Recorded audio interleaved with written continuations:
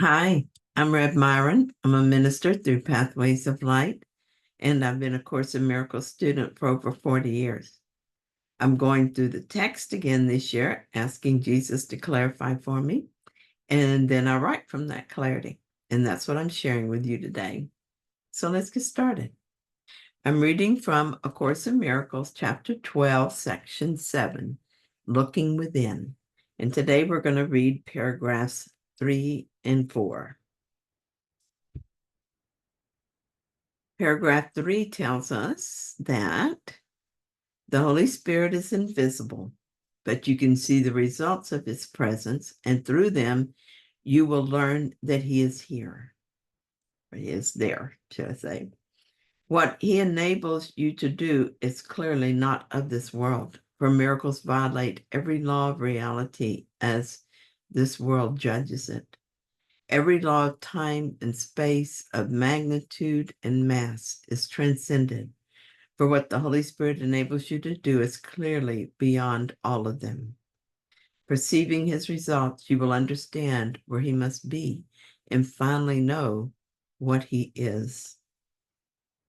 When people experience their awakening, they say that they see the world entirely differently. Fear falls away and they no longer see guilt, but only love. That is surely a miracle. I have not yet experienced that miracle. However, I have witnessed the results of the Holy Spirit's presence in my life. I've experienced pain disappear because the Holy Spirit healed my mind at my request. I've seen injuries heal quickly and without pain, and I'm sure it would have been instantaneous if I'd been ready for that. And I've watched as time slowed down because I needed it to do so, and called on Jesus to adjust time for me. I have had an experience, twice I've had an experience of turning onto a road into traffic where I should have been killed, where there should have been a wreck because I turned in front of a car that was clearly supposed to hit me. And yet it went right through me. It was an incredible miracle. I guess it wasn't my time. Twice that happened to me. I have witnessed anger, fear, and guilt dissolve so completely that I could not remember what they felt like. I've read about miracles in the lives of others. Anita Majani talks about her miraculous experience in dying to be me. It's a well-documented story in the work of the Holy Spirit, making clear his presence. Jan Fraser shares her story of fear falling away in such a dramatic way that we cannot miss the miracle of it. I've talked to several people who witnessed the dead returning to life at a workshop given by Nook Sanchez, who has also shared healing miracles that occurred to her personally. When our minds are healed, we experience the presence of the Holy Spirit and we know that it is real.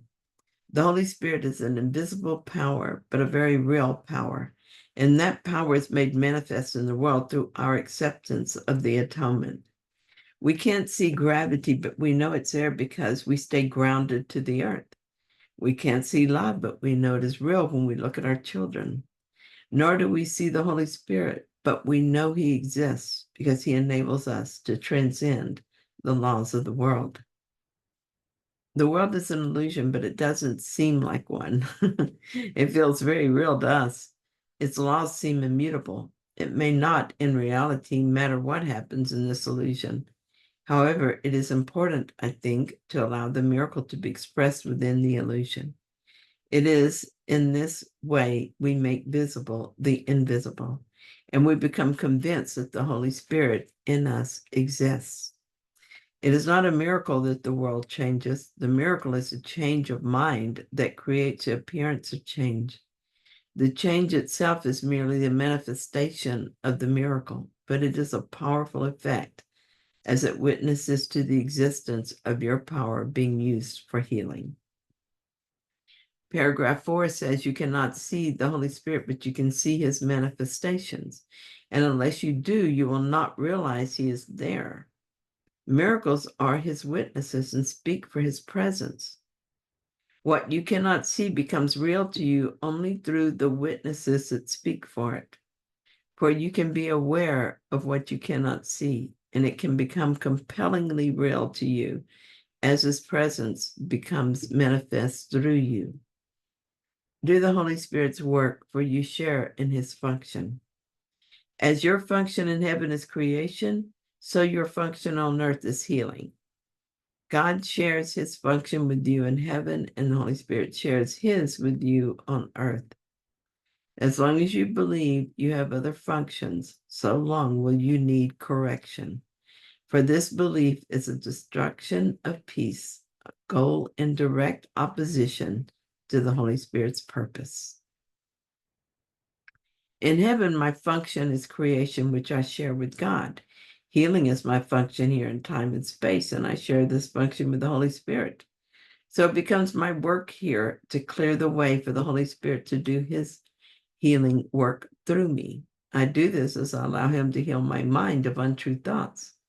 My mind can be very dark if I allow thoughts to proliferate, ego thoughts to proliferate, but the mind is light as I notice these thoughts and ask that they be removed. In this light, the Holy Spirit works its miracles through me. As I see his manifestations in my life, he becomes as real to me as the world used to be. It's funny to see this change. I used to believe in the world and doubt divinity, and now it's completely reversed. I was speaking to someone about miracles this weekend. He sees what I see, but he interprets it differently. Things that clearly reverse the laws of the world leave him unimpressed. He sees each one as having some logical explanation, even if he can't find that explanation. We see what we want to see. I suppose that is why we each have to experience the miracles ourselves. If I want to know the Holy Spirit exists in me, I have to open my mind and allow the Holy Spirit to work miracles through me. It's not enough that I see someone else believe in miracles or even experience them. It must be my experience for it to be real to me. I have seen things in my life that were beyond the laws of the world, such as a physical healing. But the miracles that astound me and convince me are the healings of my mind. Sometimes it requires time for me to accept and thus allow these healings to be manifest through me. Sometimes, though, it's instantaneous. As they occur more often, I become convinced and thus more accepting, and the idea of the Holy Spirit in healing miracles becomes as dependable as expected as gravity. Gratitude has become the ocean I swim in daily.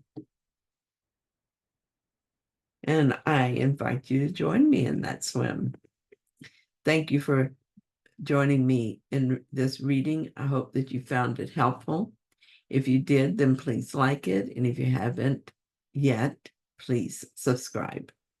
And I'll be back soon with another reading. See you then.